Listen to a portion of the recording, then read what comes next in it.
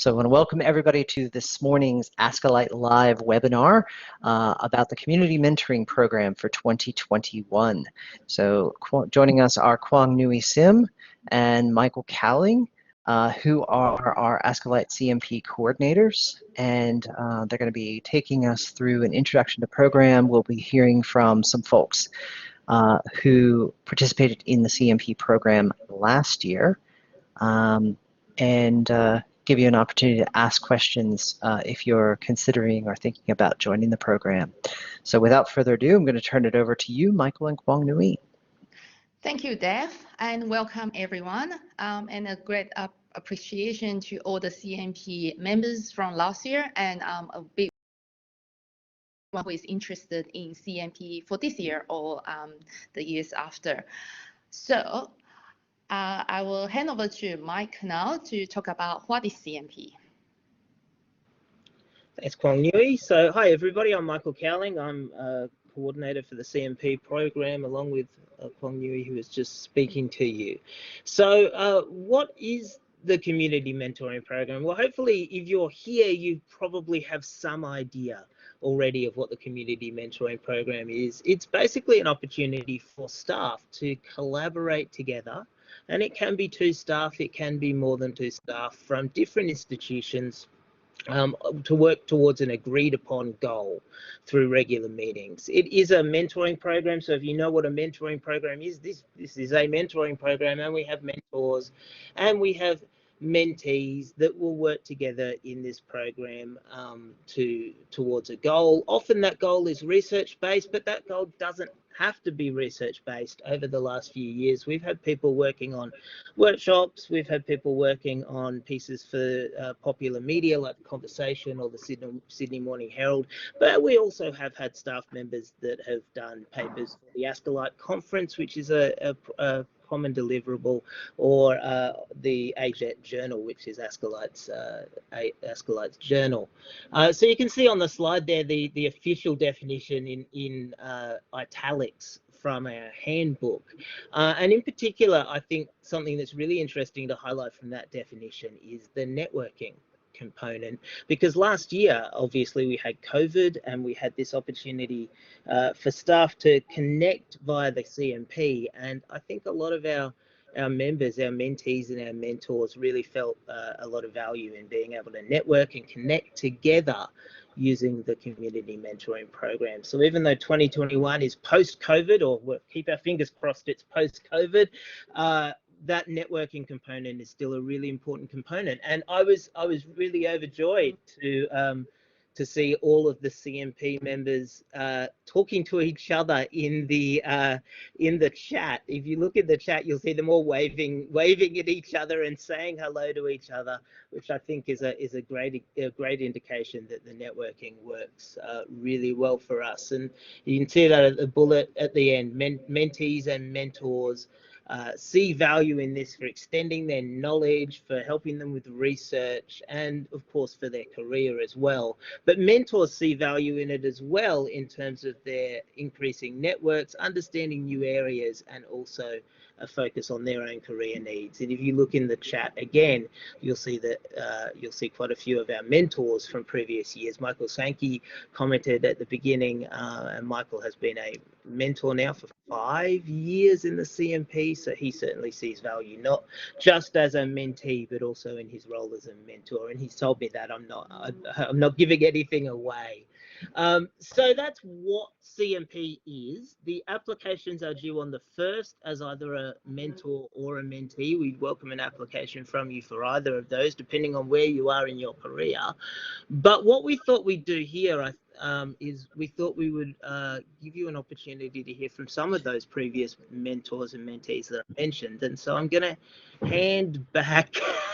I just noticed that Michael called himself the old man of the CMP. I'd never call you that, Michael. That's but Alison said a valuable mentor. Yes, elder of the CMP, perhaps, Michael. I don't know. That still sounds a little bit mean. So what I'm going to do though is I'm going to hand over to Kwong Nui now, and Kwong Nui will introduce us to some of our mentors and mentees. Thank you so much, Mike. There's a really thorough and comprehensive introduction of what is CMP is all about. And before we continue, just remind you, CMP means Community Mentoring Program for those who are new to join us today.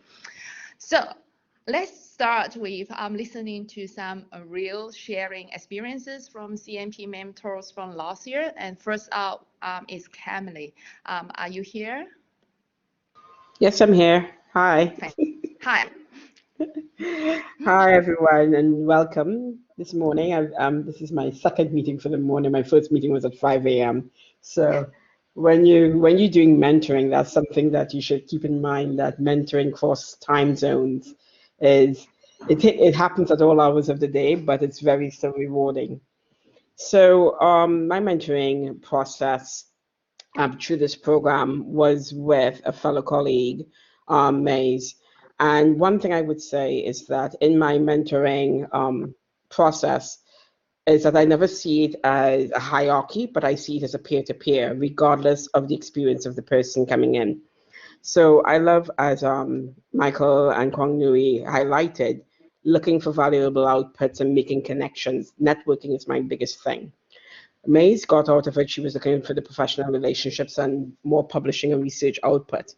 But coming out of it, what we realized is that we did a lot of venting, and that happens when you're not in a that standard role of either a researcher or a professional staff. When you're in that wiggle room, which borders both, you tend to do a lot of venting about where you are, what you would like to do, where you see your own career heading, and if the path you're on is where that career is going. And that's the kind of relationship normally I've had with all of my mentees or peer mentors. And then from there, we create our goals as to what that outcome of that relationship could project and what it could say. So I'm mindful of the time. I look forward to any conversations at the end of it. And one thing I can say about it that having done it with Maze is that she's my first Australian mentor. I have others all over the world, but she's my first Australian mentee, sorry. And I must say it helps me broaden that network. So now I can connect her with people in South Africa, in Brazil, across the Caribbean, across the US, and across the UK. So that network is really broadened. Okay, thank you. Thank you, Camille, and that's great. And Maya sent her apology today. And next we have another mentor who would like to talk about. So that is David, who is our ASCILITE webinar coordinator, as well as one of our ASCILITE exec. And David has some spontaneous sharing for being a mentor.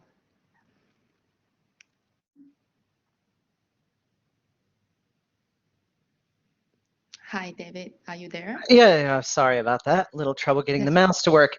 Yeah, so last year was my first year as a mentor, and sort of the approach that I took, Amelia Dow was my mentee. She's also a professional staff at UTAS. And so our approach was very much about fostering that sort of self-directed learning and being that critical person at the other end of the line to just chat through some issues with. And being that it was 2020, we also did a fair amount of venting and supporting one another through that.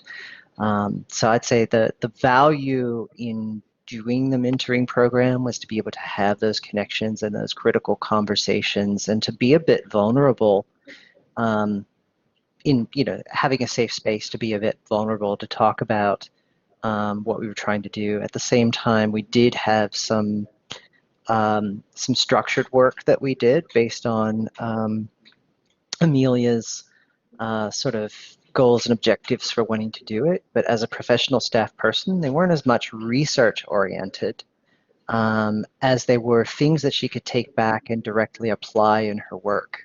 So that was, don't think that it's just an academic output. Sometimes it's things that have direct impact on your work. I'll leave it at that. Thanks. Cool. Thank you, Dev. That's a really good point, especially when we need support and in circumstances, especially last year. After these two mentors and great sharing, we are going to move into some teams. I hope both of them are here, both mentor and mentee, for team sharing. So there are a few teams that agree to share some perspective today. And first up is Ashley from University of Melbourne. Ashley. Hi there. Let's see, I don't think I can turn my camera on, but that's all right. So I just had a few points, and I know we have so little time, but I wanted to reassure people who might fear that they don't have time for a big deliverable, that you could make your deliverable as large or as small as you want. So you also need to allow yourself some time to think about the goal that you want to do, and don't worry about spending some time with that. You can put some ideas together in your application, but once you get together with your mentor, think about your intentions and think creatively about the different kinds of outputs you might want to do. I was wanting to look at the graduate diploma or grad cert of digital learning leadership at Deakin. So we needed some specific professional outputs for the professional practice credits, and we were looking to do something for that. I had one last point. So if you, yes, the one last point that I had was that the product that we were looking at, of course, is important, but with Puva and me, I felt that the process that we went through was very important. So to get through to that piece of paper that we wanted, I wanted for the graduate certificate, Puva was also looking for a research output, so we were looking at a journal article. We went through the process of a systematic review, realized that our search criteria actually needed to be drastically revisited. And just for me, going through the process of a systematic review and discovering how tricky it is to get the search criteria right was a big learning for me. I wanted to hand over, I think Kwong Nui might sort, but I wanted to hand over to Puva. Hi everyone, thank you Ash, thank you Kwong. Just to add on to what Ashley has just said, for me when last year was my second year as a mentor, but as Camille had pointed out earlier, it is not a mentor-menteeship. That doesn't actually resonate with me at all. For me it was a learning curve both ways. I joined because I was at a stage in my career where I needed to show leadership qualities in my job, and so I found that ASCILITE provided me with that avenue through this program. But as I've done 2 years of my time here, I've learned so much: the collaboration, the networking. I've been able to understand that I'm not working in a whole. You know, every other university goes through very similar issues, and the way that we deal with it and how they've succeeded, or what their challenges are, provides a new prospect and a perspective for me. As Ashley said, last year it was actually the process has been really useful in many ways. It was an emotional networking as well, because we were all in lockdown, and the one thing that I think we both looked forward to was our meeting together, where it was not just venting, it was just checking in on each other. It helped in many, many ways, not just the output alone. And the output is fluid. You have that period of time to work through it, and things will change in any research projects. So it has been a very rewarding learning experience, and I would urge everyone to at least try it once. I'm going to be trying it again this year and make it a hat trick. So I will go for it again. But for anyone out there just thinking, should I even do it? Just do it at least once, and you'll see the benefits. Thank you. Thank you, Ash. Thank you, Puva. And we have another team who is going to do individual sharing as well. So James. G'day everyone, you can hear me okay? Yes. Yep, brilliant. All right, so I've been a mentor, probably this will be my third iteration of mentoring. And we also do a lot of mentoring at Bond University as well. So part of our being research active is to give back to community and to be a research mentor or an early career researcher mentor for others. So the CMP process to me is natural, and I think it should be natural to all academics to give back to community and to really assist and support others through that process. So really I look at it more as a coach's role. So I'm there to really help the mentee find that intersection between really what they love to do, what they're good at, but also what's wanted and how that can lead to both success in their professional career, but also success within the academics or scholarship of teaching and learning side of things.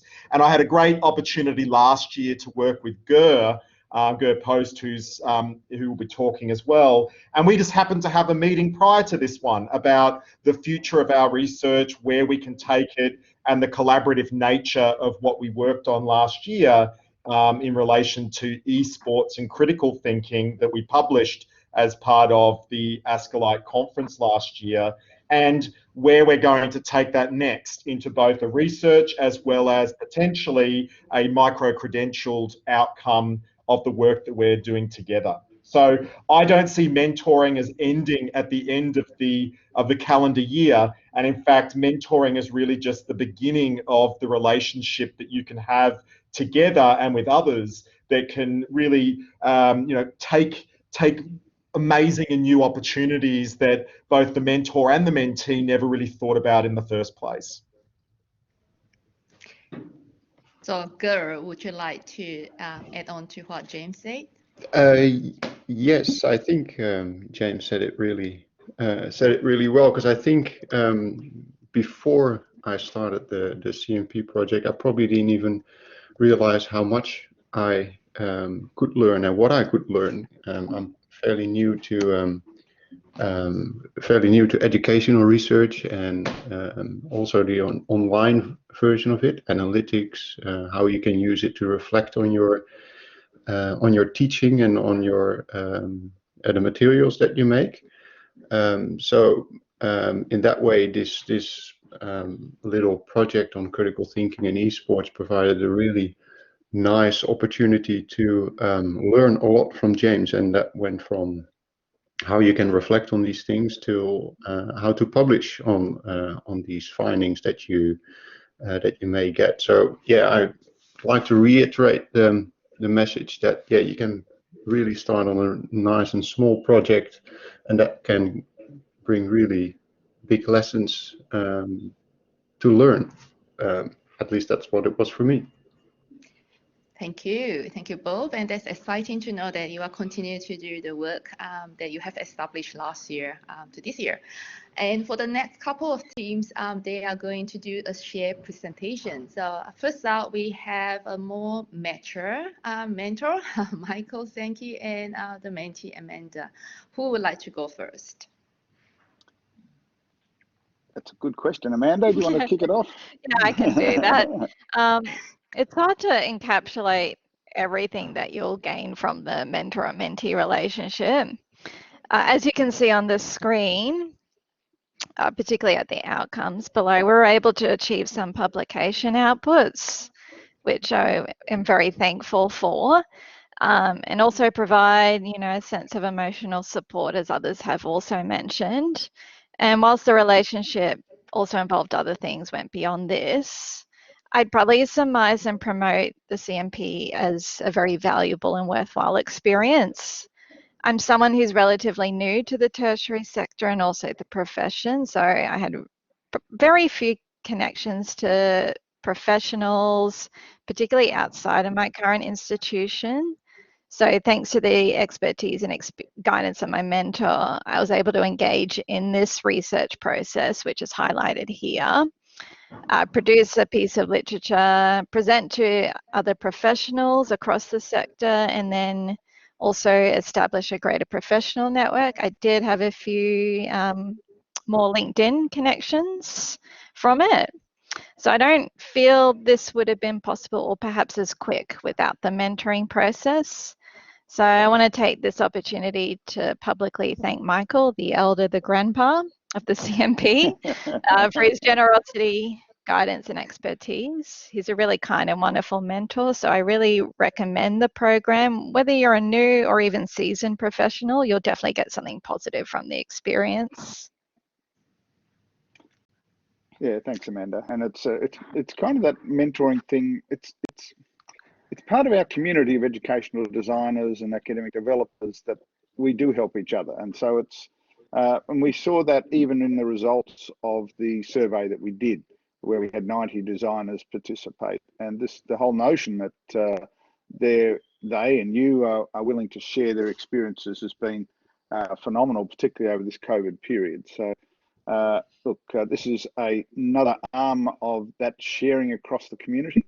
There are other avenues for that as well, through the Tell Advisors Network and other mentoring activities we do. But just to reiterate James' point, it's kind of creating that, it creates that opportunity to have those connections which go on throughout our lives in higher education. So it's just not a one-off thing. It does continue on, and it's a great opportunity to help establish your networks within the sector. Thank you, Amanda. Thank you, Michael. And next up, we have Marissa and Pedro. Again, who would like to go first? Hello, Good morning. everyone. Good morning, Hi, everyone. Pedro. Marissa, you can start. Okay. All right, I'll start. Well, first off, I pretty much would like to, I guess, support what everyone has said already, because those are key things for me as well. You know, like the emotional networking and the support that I got from Pedro and the advices that I got. And I guess the thing for me is I really like the flexibility of the program, because, you know, like I started with Pedro with very, you know, like with very good intentions of completing a specific project. So and then COVID hit, and then priorities in my job changed, so I wasn't able to do much with the actual project that I had intended to do and get advice from him. But Pedro was very flexible, you know, and the program itself is flexible. It's not like at the end of it, if you didn't show up with your project, you're not part of the program anymore. It's not like that. I think there is very clear and very much emphasis on the relationship rather than the actual output. So if you're thinking of that, and then in the middle of it, you know, you joined and you find that you don't have time, it's not an issue. It's always the relationship with your mentor that is most important. And for me and Pedro, that was what happened. So we continued to just, you know, meet up and then talk about what we were doing. And I got so much advice from him. And actually right now I'm thanking him because he's still continuing to meet with me, even though the program has finished, and he's advising me on some ideas about where I should go next, or maybe I should take up, you know, a PhD or something like that. So that's really, really helpful. Pedro, your turn. Yep, thank you, Marissa. So yeah, it's been quite a crazy year, I must say. So we started with a project, and then we evolved. We had regular meetings, and we have regular meetings. So, and we have made some progress, not to the point of having a deliverable like a publication or something like that, but we have progress in terms of sharing experience, presenting tools to each other, developing opportunities. So it's been quite an interesting pathway so far. Even last week, we had a meeting, so we've got monthly meetings scheduled, and we are continuing to work together. So it's been quite good the way we've had this mentorship. So I've started mentoring, this is the 3 years now. So I had Wendy Taleo for 2 years, one shared with Alison Reedy, that is also in this meeting, and now Marissa. And I've got all good things to say about the program. It's been amazing, really, a wonderful program. I recommend it to everyone, really. Great. Thank you so much, Marissa and Pedro. And for those who are new or interested in CMP 2021 or even in the future, so far we have heard about the teams of 2, but last year we have a unique trial. So we have 3 people in the team, and I will let them share their experience with you. Kalie, Alison, and Oriel, are you here? Yeah, we're here. Kalie's going to kick it off. Fantastic. Yeah, thank you, everyone. Good morning, everybody. Before I get started, I'm actually going to pop something into the chat, because last year at ASCILITE, at the conference, there was so many great papers. So I'm just putting in the link for anyone that would like to look at the proceedings and at anyone's papers. So for Alison, Oriel, and myself, we had a fantastic mentoring experience last year. And our journey, you know, was centered with different changes and things that we all experienced. Starting off, I wanted to kind of look at more inclusive and equitable practices for online learning and diverse student cohorts. But with COVID hitting, there was definitely quite a lot of change in what was happening.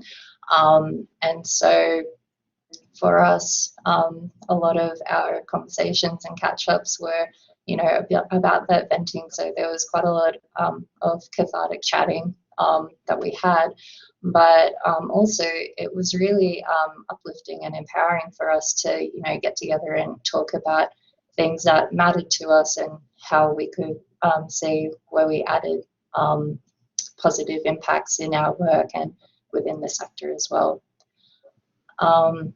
So for us now, I mean, we have a ongoing mutually beneficial relationship where we do check in and we do try to chat with each other a lot now. And for an output, we were also able to produce a reflective paper for the ASCILITE conference last year. But yeah, like so many of the groups before us, it's really quite difficult to concisely put all of the benefits together in a very short amount of time. But I would encourage you guys who are considering to come into the community mentoring program to do so. Alison, Oriel? Hi, yeah, Alison here. I'd just like to reiterate how rewarding it was working in this group of 3 as a co-mentor with Oriel, working with Kalie. And I'd also like to reiterate what other people have said, is that the relationship becomes very even because we're all learning from each other. The relationship, I think, was the most important thing for me and I think for the others in the mentoring relationship. We spent a lot of time talking about our different roles at 3 different institutions in Australia and New Zealand during COVID and how those roles changed. And that was really important for all of us as we were going through massive transition periods at our universities, largely as a result of COVID. So this helped us work through and discover that there were significant differences in what was happening in our institutions, but also a lot of similarities. And as Kalie said, the output was not what Kalie had originally intended, and a lot of that was to do with the pivot and the shift, using COVID terms, that we went through in the mentoring relationship. But we ended up doing some theorising around the changes in our roles, and that's what ended up in our paper, our reflective paper, that we also theorised what happened during COVID. And I'd just like to also to have a shout out to not just Oriel and Kalie this year, but as Pedro noted, I worked with Pedro last year, and I was a mentee with Michael a few years ago. So I've really gained a lot out of my relationship as being part of the community mentoring program. Yeah, thanks, Alison. Everything that everybody said is perfectly true, and yes, the output was useful, but really it's all about the relationship. So there's a professionally rewarding relationship because you're having informed conversations with people who are passionate about what you're interested in, and it's a two-way thing. You pick up tips and tricks from them. Kate taught me a lot when she was my mentor mentee a couple of years ago, and I'm still using some of the material that we shared and talked about. So it's an ongoing kind of professional relationship that you have, but then of course it's also privately rewarding, and so you make these lasting friendships. I've been at this 4 years now, I think. Like Michael, I'm one of the grey-haired people in the program, and so you have those long-lasting collegial relationships, and you're a sounding board for each other. And I'm still in touch with at least 2 of my mentees in New Zealand and Australia. I've been a referee for one of them. I mean, that you know so much about them and their work. Okay, yes, I do have here. You know a lot about them and their work and what their strengths are, so you can talk to them, but also pick their brains as well. So it's an ongoing relationship that is very rewarding, and it's nice to be part of a group of like-minded people in the wider CMP as well. So I don't want to take all the time, but hopefully that's going to encourage some of you to take part next time. Thank you, Kalie, Alison, and Oriel. That's great. Thank you very much. And it's a very unique team. Last year we have 3, and then Mike and I were thinking, oh, shall we have a team of 3 and see how that goes? And it looks like Kalie, Alison, and Oriel has had a productive and a very strong relationship going ahead. So for the fellow audience, these are not the only CMP teams that we had last year. We had 10 teams, but some of them couldn't make it to the webinar today. And we do have representative or members from Singapore as well. So hopefully this year, we will have members from all over the world, especially Australasia, to have that connection. And how about after hearing from all the mentors, and not all, but most of the mentors and mentees last year, how about from the coordinators' perspective, that is Mike and myself. So on a side note, I enjoy being one of the coordinators working with amazing people, and because Oriel is in New Zealand, we finally met face to face, and then we figured out that we do have mutual connections. So that is one big surprise for me. So that is great. And Oriel, for your information, literally just work across the road of my my university. So we are in Auckland at the moment. So also between me and Mike, we managed to collaborate and do some work together as well. So as coordinators, we become collaborators in some ways. I will leave Mike to share more details of from the coordinators' perspective. Mike. Thanks, Kwong Yui. So yeah, look, this is where I was going to talk to you a little bit about some of the results that we got from some of our surveys. I'm conscious of the time, and I want to give you guys a chance to ask any questions that you might have. And by the way, if you've got a question but you don't want to voice it, feel free to type it in the chat. You'll see that there's a nice informal conversation going on in the chat at the same time, and we're more than happy to pick up some questions from the chat as well. David has suggested he can help us with that. So I'm not going to talk to you too much about the survey results we got last year, but ultimately we did identify, as I said at the beginning, that things like coaching and networking and listening, and I like venting, sometimes I call it bitching and whinging, but certainly that ability to talk to people was really important for our mentees. And we saw that for 2020 in particular, that was a really important part of the mentoring program, and I hope it continues that way into 2021. But look, if you want to find out more about what we found out, we have actually done a blog post, and so I'm posting the link in the chat for you. It was also available via the invitation that you got a couple of days ago to this session, and Dave might also be able to include it in the notes when he shares the video. So that blog gives you some idea of what some of our mentors and mentees thought of the program in 2020.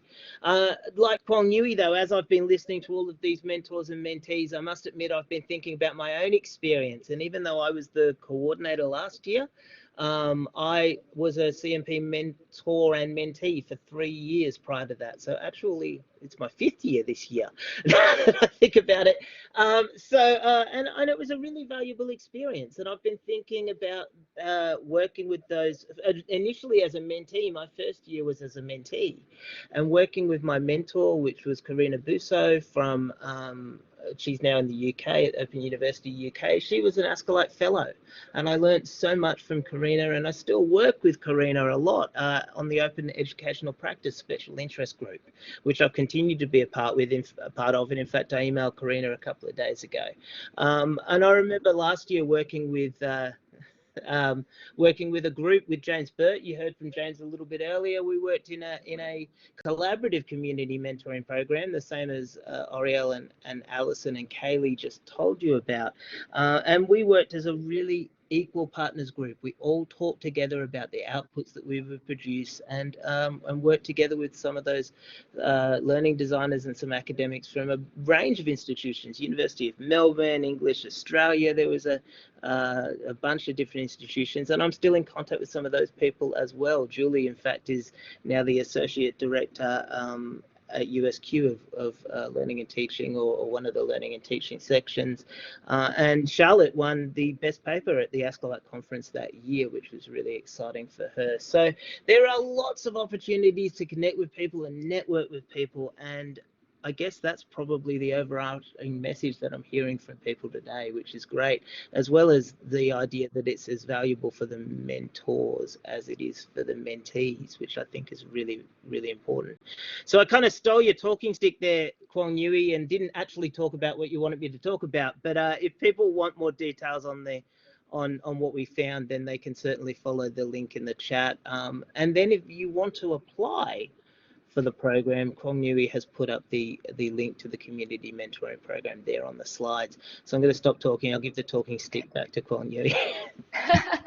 Thank you, Omar. That is great sharing from the coordinator's perspective, and I think you have covered everything I would like to say. Just one more thing, apart from that first blog that we sort of summarized the experiences from last year, we are going to have another blog released next, talking about moving forward about this CMP program. So yes, now I think it's the time to open to the floor, and do you have any question, feedback, comment to any one of us? So we did have one question come up in the chat a while ago around membership. What are the membership requirements to apply for the CMP? As far as I know, one has to be an ASCILITE member, or no? Mike? No, that's the only requirement, is that you have to be an ASCILITE member. I think, was it Ash that was asking? She was saying, does my institution have to be a member? I'm pretty sure that's not the case. No. I recall some institutions from last year, Kwong Nui, that weren't institutional members. As long as they were individual members, that was fine. If you do have an institutional membership, you know you're on that sneaky list that your institution keeps for their institutional members, then that's fine too. You can be an individual or an institutional member, as long as you're a member of ASCILITE. Yeah. And Kate asks, she is interested in putting in her application as a mentor. She just wanted to know what you were expecting in terms of a brief biography and the preferred type of mentoring sections in the application form. Just some clarity around what you're really looking for there. So the biography, I'll let Kwong Nui comment as well. No, but you go. Yeah, the biography really just gives an idea of who you are and what your experience is, and that just allows us to match you with somebody that would suit you. So we do, if you're an academic and you're looking to be a mentor, then we can get a feel for whether or not you'd like to be paired with a learning designer or a fellow academic based on your biography. In terms of the type of mentoring, I think that section is just for whether you want an individual mentoring, so just the one-on-one that you saw that the majority of our mentees did last year, or whether you'd like a collaborative mentoring situation. I would suggest, Kate, that if it's your first year, just pick whichever one you're more comfortable with. We're happy for you to do either individual, or if you'd like to work as a group because you'd like to see how the other mentor does the job, then that's fine too. Have you got anything else to add, Kwong Nui? Yeah, thank you, Mike. That is a really good answer. And recently, someone sent her draft application to me. The way she took it is being more specific. So maybe she has some specific goals in her mind, or she has specific sort of things to expect. Then you can put it in your application as well, because that would help with the matching process in a way. No problem, Kate. We're more than happy to Kate's written in the chat that she's got a fan crush on Michael Sankey. So, you know, we'll keep that in mind, Kate, when we're allocating. You can work as a combined mentor with Michael. Yeah. So. Yeah. He's apparently the elder of the group. So there you go. You know, he can be like super mentor. Yes.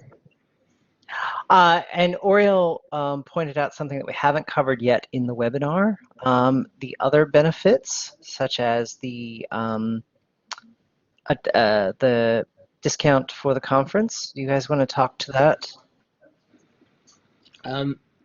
As far as I remember, Dave, it's in the budget for this year. We do intend to give a 50% discount, which is the usual discount for mentors and mentees. The only limitation really on that is that you can't get the 50% mentee discount more than once. And in fact, technically, you're not supposed to be a mentee more than once, but I think Kwong, Nui and I are a little bit flexible on that if you want. Yeah, about that. Yeah. Or if you want to switch the role, you know, like to experience being a mentor or experience being a mentee, that's fine as well. Yes. Yeah, so yeah, that's right, Kate. If you're a mentee more than once, you only get the discount once. But if you're a mentor more than once, you get the discount every time that you're a mentor. Exactly. Yeah. And they don't stack. I asked Andre once whether they stack. Can I get 50% off for CMP and then 50% off for the special interest groups? And he just kind of laughed at me. So they don't stack. You only get 50% off once. Yeah. Oriel said, damn.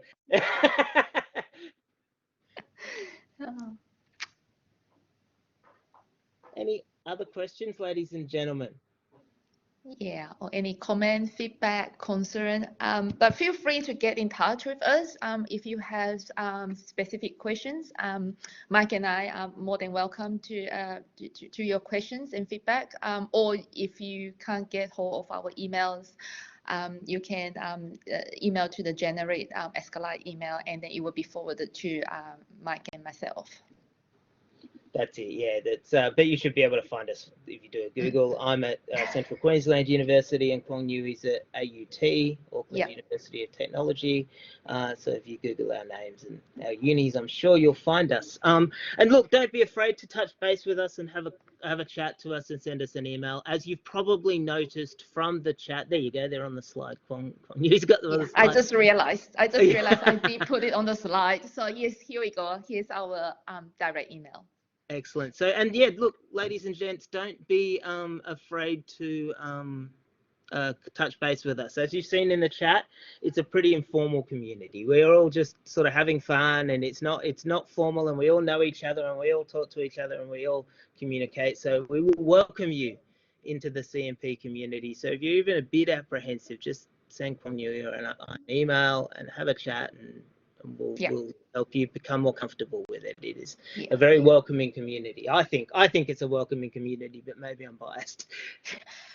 And it's inclusive as well. So yes, and once again, a big thank you to all the CMP members from last year who are willing to share your perspective and presentation today. And I hope to see in most of you, or even all of you, in this year's program as well, and as well as welcoming all the incoming new members. Excellent. Any more questions? Because I couldn't see the chat function. There are a couple more. Yes. Can you still nominate a mentor to as a Sorry, Oriel, I'm not. Can you elaborate on what you're asking there? No, I understand what she means. She's saying, can the mentee say, I would really like Michael Sankey as a mentor? And the answer is yes, but we can only give Michael Sankey away once. So, you know, but no, seriously, James and Ger, I think, did that last year because Ger and James met each other at the conference and decided they wanted that relationship, and we were more than happy to facilitate that Mm. for them, sort of a planned Mm. relationship. So you can certainly do that. Michael says in the chat that he's open to bribes. And then Ash has asked in the chat, are there plans to do more all CMP meetups this year? Yes, Ash. Many plans about developing a bit of a CMP network for all of our previous mentors and mentees. And then we would love to do just generally, I think, more collaborative meetups this year. For those of you that are here that are new, that was some feedback we got from 2020, is that people enjoyed meeting together, meeting other mentors and other mentees in kind of like a, as Kalie said, sort of like an alumni network, as it were. So yeah, we're going to try and do more of that this year. Yeah, definitely it's part wow, of our... that's getting a lot of love in the chat. So we're going to have to get on that, Kwong Nui. Okay, I didn't see that, but you saw it, so that's good. We need to get onto it. So the CMP alumni or CMP, I don't know, CMP group. Yeah.